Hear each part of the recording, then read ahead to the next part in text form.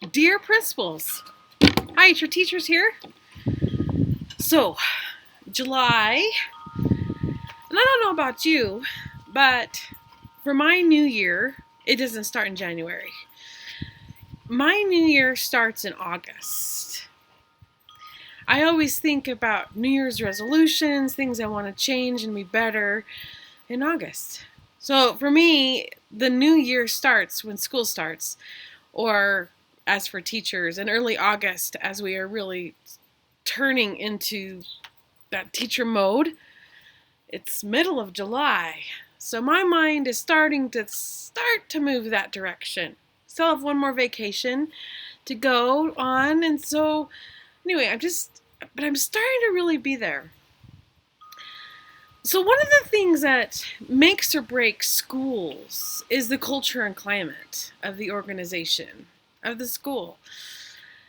And I want to talk today about culture and climate because now it's the chance to start fresh. Change some things that maybe we didn't do so well last year or the year before, or improve on some things that we got started.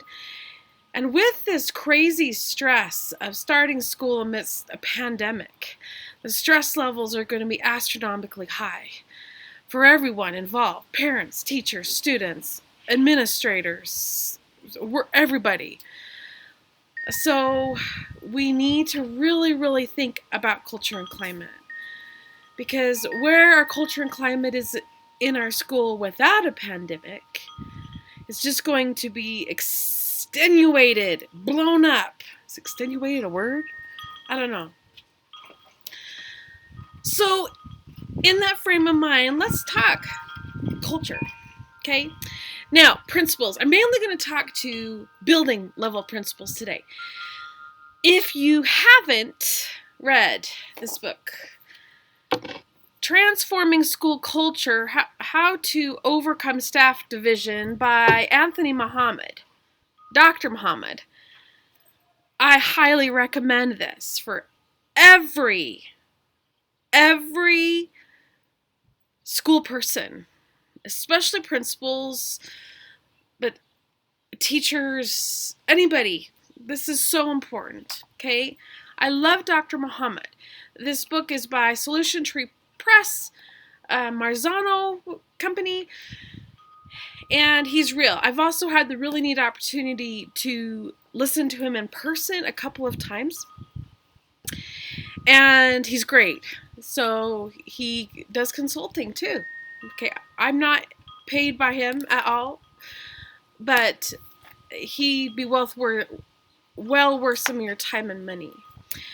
So one of the things that Dr. Muhammad talks about in his work, not just this book, but in other things that he does, is he talks about informal and formal culture of an organization. Now, an organization can be anything from Walmart, which is, according to an article I read yesterday, the backbone of America's economy is Walmart, to a family, to a classroom, to a school.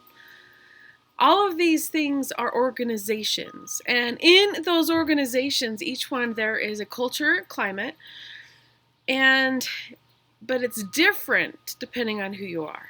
So let's talk about the difference between informal and formal culture. So I'll use a classroom as an example, or just a school. So I teach 8th grade. So I stand out in the halls in passing period most of the time.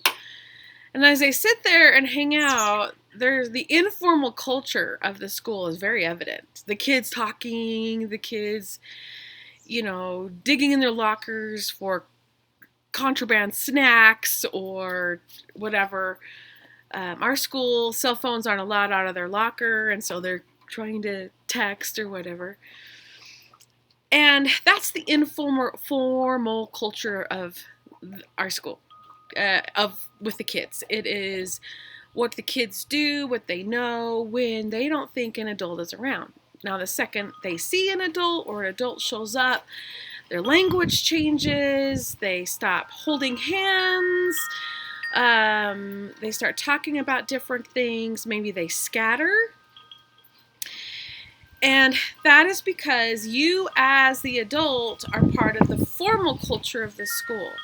Now, yes, we know that teachers are very aware of what's going on. In fact, we all know that teachers know a lot more than the kids think we know, but let's be real. There are things we don't have a clue about. And we know that, and we know something's up, or we don't know something's up. We can be clueless for a long time. Because often that informal culture takes place off-site of the organization, not on-site. But it's still part of the organization, the school climate culture, through texting and social media and talking with each other. Okay? So that's the same with school. Now, one of the things I have found very, very interesting is that the things that principals tell teachers to do with their students, most of them work just as well for principals to do with their teachers.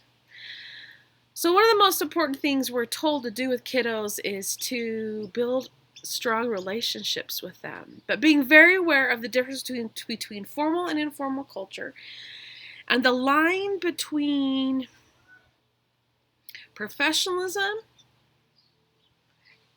and caring relationships and being buddies and friends. That's something all teachers have to navigate, and we, especially at the beginning of our careers, fail.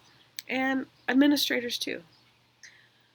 So, I want to just give you some thoughts about, as we're starting this interesting school year, of maybe each of you need to evaluate your school culture and climate, not from your lens as being part of the formal culture, and that will never change. As long as you're a school administrator, you're part of that formal culture. For a couple of years, I was an instructional coach, an instructional facilitator. And I was an interesting bridge. I was an administrator. I didn't have the power to hire or fire and things, but I wasn't part of the teachers and the school staff either. So I got more of this informal school culture than the principals, but I also got less than I do now that I'm a classroom teacher again. So I'm really grateful for that experience because it gave me an interesting lens to see this informal versus formal school culture and how difficult it is as an administrator. Sometimes the toxicity of your organization, your school, you're not really aware of. Or you know that something's up, but you're not exactly sure what. And you kind of hope that if you just give it some time, it'll go away on its own, which sometimes it does. Okay. So there's 3 or 4 different kinds of principals coming into the school year. The first one is brand spanking new principals, first year as a principal ever. Okay. In some ways, while I can't imagine how rough it would be to be a new principal this year because of how chaotic and uncertain things are, in some ways it might be easier too because you don't have some of the preconceived notions or ideas. So, pros and cons. The second kind of principal are those that are brand new to a new building, but you've had a few years experience as a principal, but this is your very first year in a new school. The third kind are those principals that have been at that school for a couple, 3 years, a little bit. You're past the honeymoon phase, but you're not long term. And then there are those principals that have been in the same place for an extended period of time, so 5, 10, 15 or more years. So let's talk for a minute about some of the things that perhaps your teachers need you to be aware of or wish you were, but are afraid to say. Because when you have the power to hire and fire, we know that personality conflicts can then suddenly turn into insubordination. non-intentional insubordination by the part of the teacher or the staff member or whatever. But we have this fear, especially of certain kinds of principals, that by sharing our real, I'm not very happy with my boss, feelings, that it could be then labeled as insubordination, and then we could be in trouble with our job. And in this era of uncertainty, losing a job is really, really scary, especially for those of us who are of a certain age and experience. Because even though we've been around the block a lot, we've seen it, this is my 25th year. I know that I'm expensive. I have a doctorate degree. So I'm a really expensive teacher. In fact, you can probably hire 2 or maybe even 3 brand new first-year teachers for my salary. So me leaving my district is a really risky proposition if I am trying to stay in the salary level that I have. Secondly, people don't like to hire people of a certain age. So if I'm thinking of changing my profession after 25 years and I'm in my 50s, which I am, I know that people are not as likely to hire me because of my age. It's the reality of it. So in some ways we become more confident as teachers, but in some ways we become a little bit more closed-mouthed, because we can get this attitude, we've seen it, done it, and no one listens anyway. And I have to have a paycheck, or I need that insurance to provide for my family and myself. And I like my house, my yard, my car, and I don't want to jeopardize that in a world that's jeopardy. It's very scary. Okay, so that's some stuff just for you to process and think about, of what were some of your experienced teachers that you might want to rely on are feeling and experiencing themselves. Okay, so my advice to those brand spanking new first year as a principals, please go in with a very open mind. You may think you have an open mind about stuff, but please be aware you're going to come in with biases and things that maybe you're not open-minded about that you think you are. So I go in with this vision of, I need to learn who I am as a principal. I need to really see me. And I need to know what my strengths are and what my weaknesses are, and learn kind of those things that grate against my employees, and those things that seem to work. Read his book about the different kinds of teachers in your school. Okay? Now, a warning. You're going to hear from previous administrators or parents or friends or whatever about the culture and climate of this school. Maybe even the people who hired you, that you're hired for a specific purpose, trying to transform something, change it, right? Just like I truly take with a grain of salt what the 7th grade teachers tell me about the next group of kids. Because I have learned that just because you didn't get along with the kids doesn't mean I won't, or vice versa. Just because you had a really great relationship with a kiddo doesn't mean that I won't struggle with that child. Also, we have different strengths and weaknesses, and so do they. We change, so do the kids. So I work really, really hard to go in, look at their IEP 504 plans, medical needs, those kinds of things, put those things into place. But I don't care who their brother and sister were that I had. I don't care who their parents are. Because I've learned that that kiddo can be completely different. And I need to take them for them. Truly, take them for them. So, I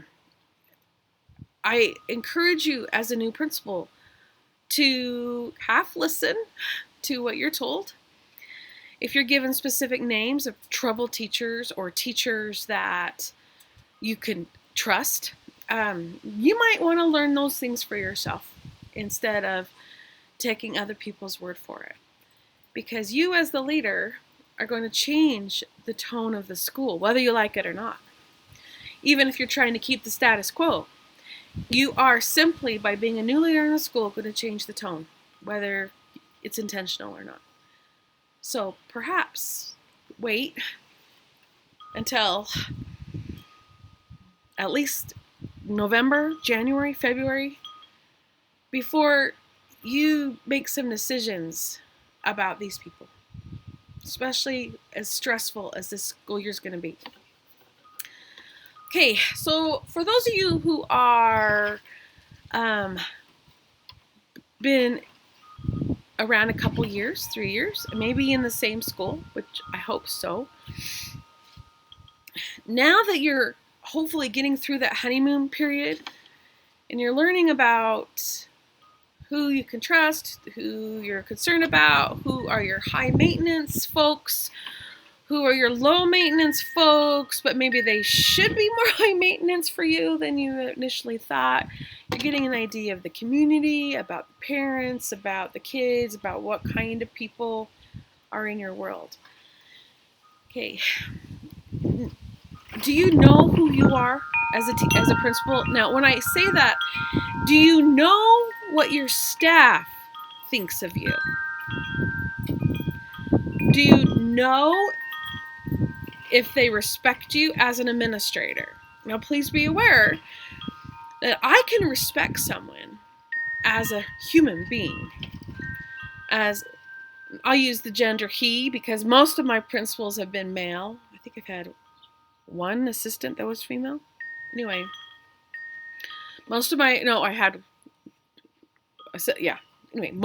principals in 25 years have been male. So I can respect my principal as a man. I think he's a good man, a good husband, a good father, a good community member, a good whatever. But I can think he's a really poor principal. And I can struggle in that realm. Okay? Or the complete opposite. I've had that experience too, where I have thought this person is a decent principal. They do a pretty good job. But I don't trust them outside of school. I don't respect this person as a whatever. That's more rare because usually if you don't respect a person in their employment, you don't respect them very well in their life. Okay. Usually it's a combination. I have limited respect in these areas or whatever and stuff.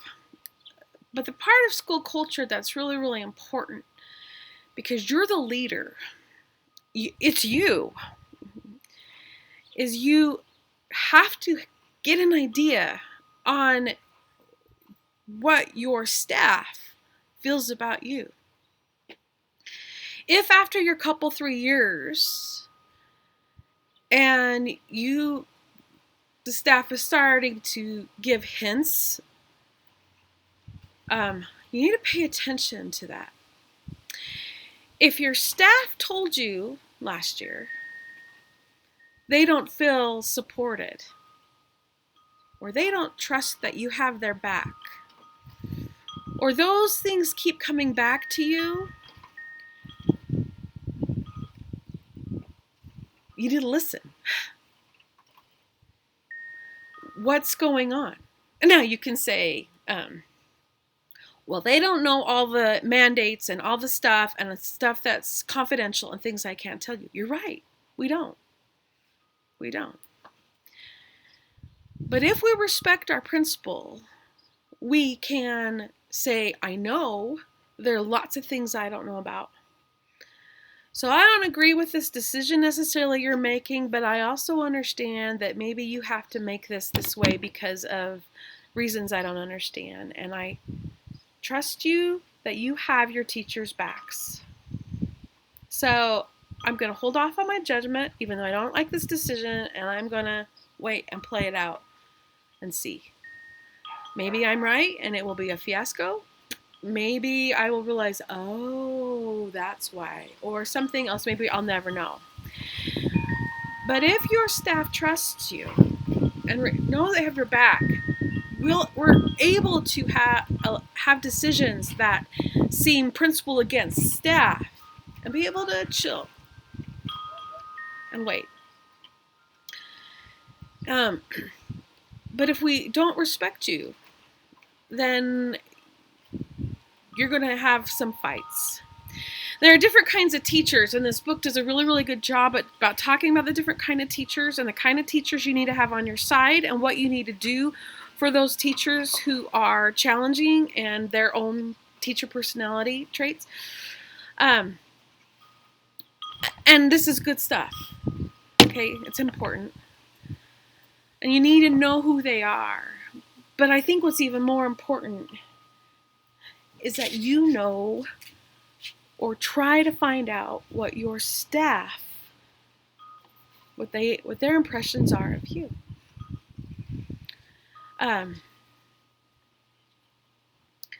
Because it matters for everything. Everything. And now's your chance. If you were getting rumblings last year of things that you're like hoping they'll just go away, maybe it's time to take a good hard look and say, what kind of leader am I? And what is going on? The previous video I talked about, my first video, it's about why it's so important to keep your teachers happy. Because if they're happy, they'll stay. If they stay, they become more effective and they become quality teachers.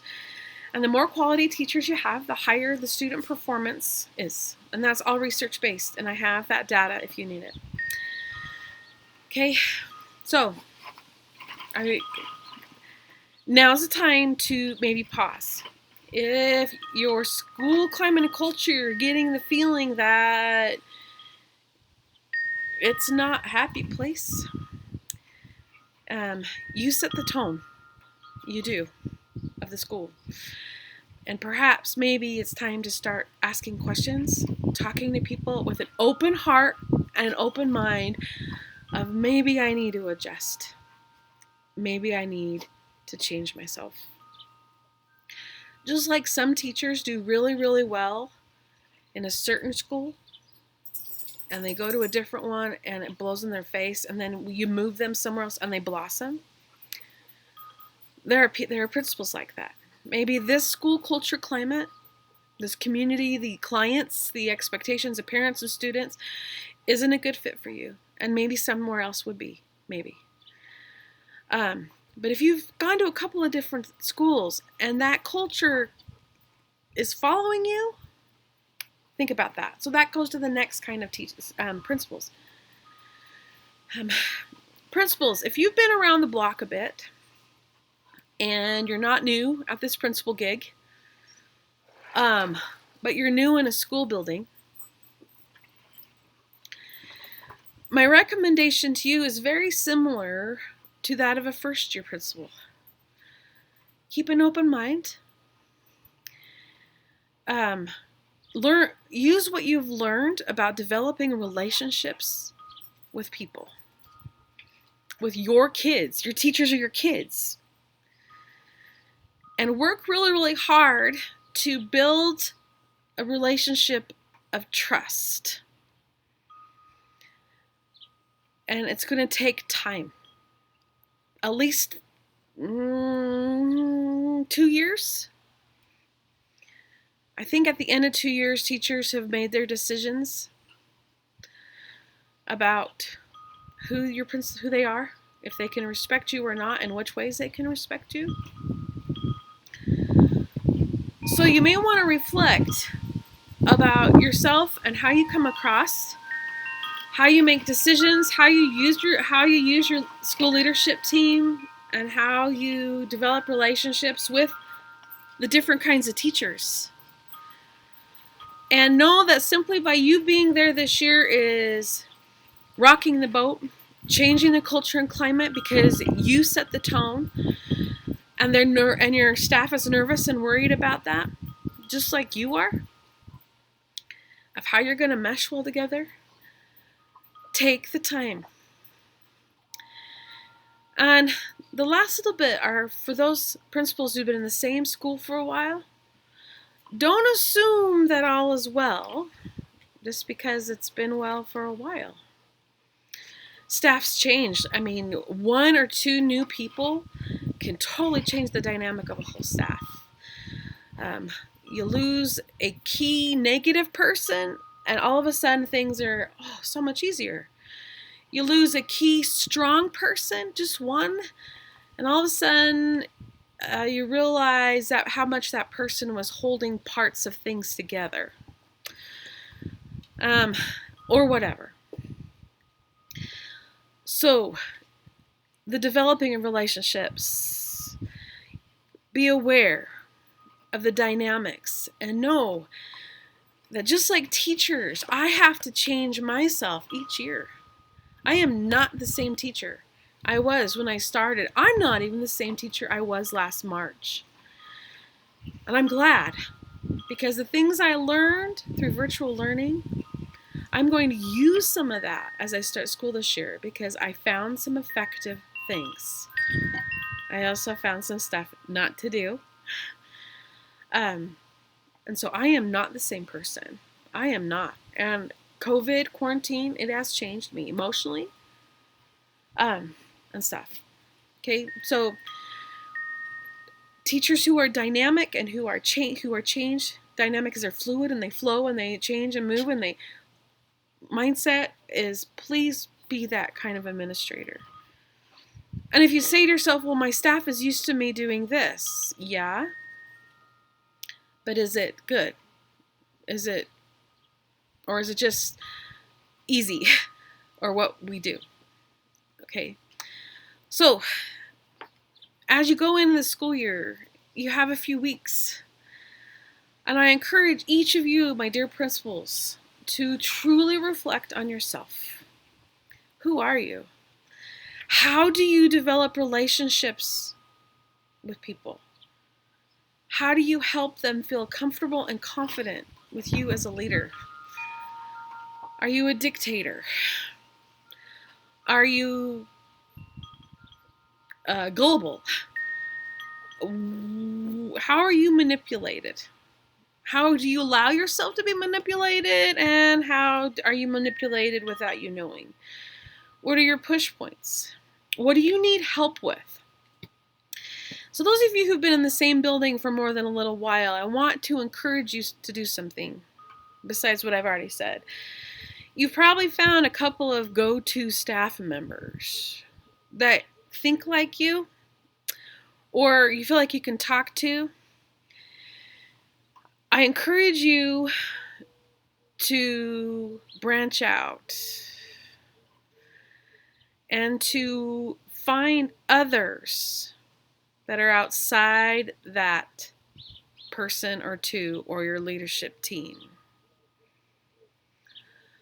and to really try to get a feel through them. Because you may be spending your time talking with those one or two people, maybe three, who, like you, don't see the informal mess that the vast majority of staff members are feeling. So, had an experience once where we had a faculty meeting after school, and the teachers literally cried out to a principal who hadn't been around a real long time, but wasn't brand spanking new. And they said, we don't feel supported. We don't feel there's trust. I'm stressed. I am going to therapy more. I have on more medication. I am looking for jobs. I am thinking of retiring earlier than I ever intended to. I am blah, blah, blah. And people literally crying out one after another after another.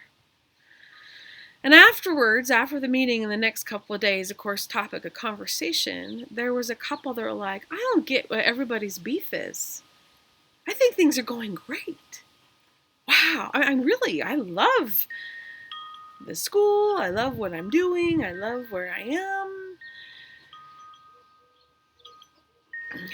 And the teachers that were saying that were those teachers that the rest of us knew that the principal went to a lot to ask questions and to get their feedback. So in their formal culture and climate that they'd established, their subculture, all was well. Little bumps and bruises, but that's normal, right? While the other 90%, 95%, they had no clue. How many? About 75% of that staff had actively looked for work outside of that school in the last 2 months. No clue. No clue. So, it's time. Let's look. Let's be open-minded and heart and make it a goal to truly see the individuals and the collective cultures of your school. All of your teachers and staff are going to be stressed. And so they're going to have less filter as they come into school, or they'll be more quiet, which means they're probably going to be really, really quiet for a while until they explode. Each of those things are going to be telling and can help you see, truly see, what kind of culture and climate your school is. And then you can maybe use some of these skills, or there's a bunch of other books and things that I'm going to be talking about to help you transform your school. Good luck. And please know that your teachers want you to be successful. We want you to be happy. We want you to be the best principal on the planet, and they're going to come and make a movie about you. Because if you're that kind of principal, they're going to be happy. And they're going to feel energized and excited even when it's stressful. Even when it's hard. We're a team. We can do this, people. Okay? Process a little bit how you reacted to the COVID. Do you think if you talk to your teachers right now, do they would have felt that you supported them and listened to them during the crisis learning that had to happen? Or not? All right. That's all I have to say. So, dear principal, take care of your teachers because they will take care of you. Sincerely, your teachers.